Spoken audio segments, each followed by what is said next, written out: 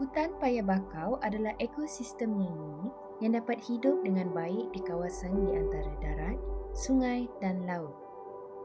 Ekosistem ini sangat penting sebagai kawasan pembenihan pelbagai haiwan air seperti ikan, ketam, udang, siput dan kerang-kerangan. Oleh itu, ekosistem ini juga memberi banyak manfaat kepada manusia daripada segi ekonomi dan persekitaran. Walaupun kepentingan dan faedahnya bernilai tinggi, hutan pesisir yang kaya ini adalah antara habitat yang paling terancam di dunia. Di Malaysia, ekosistem ini menghadapi banyak ancaman yang menyebabkan kawasannya semakin mengecil.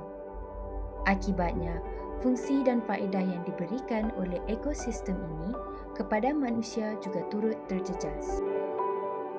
Untuk mengembalikan fungsi dan faedah yang diberikan oleh ekosistem ini, kita perlulah memulihkan kerosakan yang telah berlaku.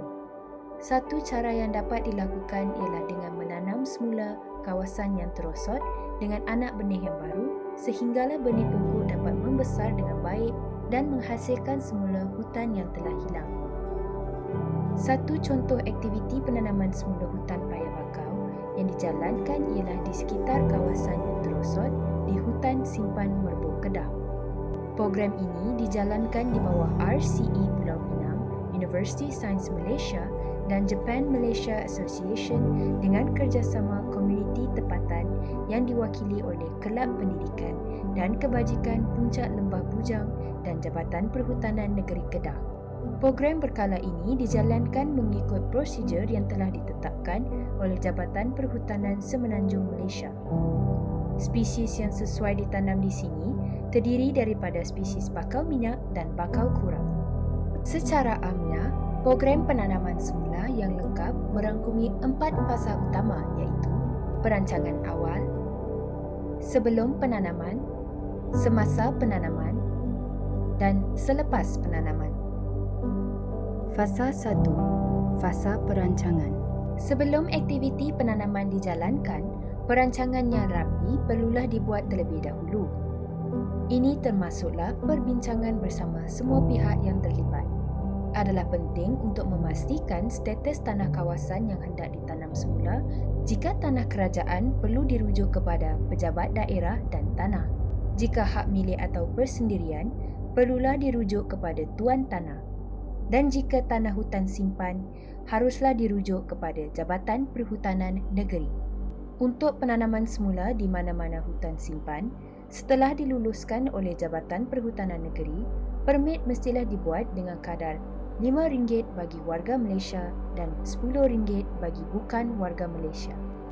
Hal-hal lain yang perlu diambil kira adalah bilangan anak benih yang diperlukan, golongan sasaran dan bilangan peserta, peralatan, pengangkutan dan keselamatan, peti kecemasan, kebajikan peserta, nombor kecemasan serta bajet makanan dan minuman.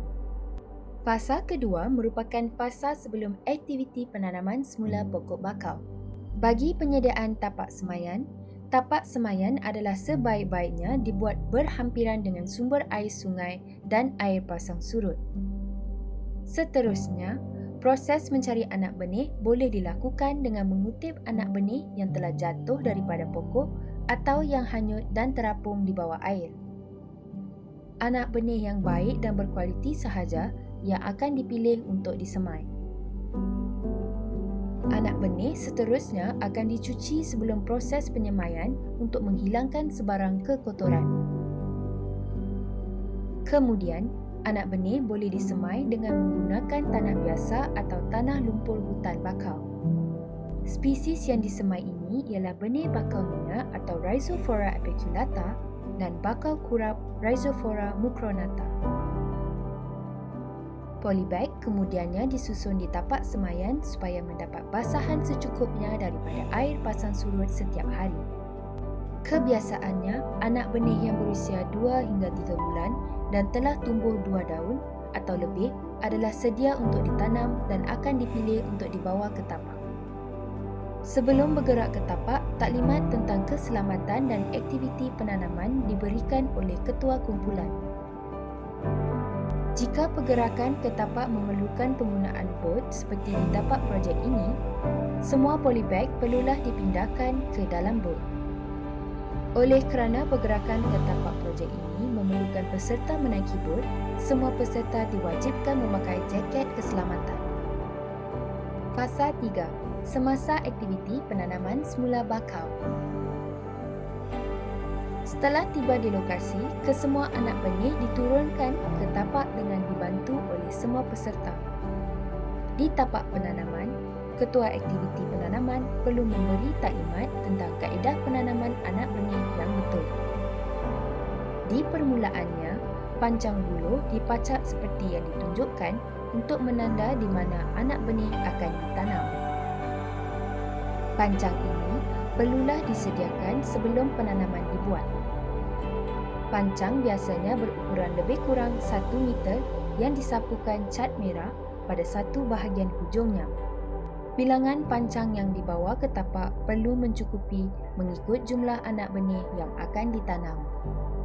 Mengikut tata cara Jabatan Perhutanan Negeri Kedah, pancang harus dijarakkan sejauh 1.5 meter untuk kedua-dua spesies pokok bakau.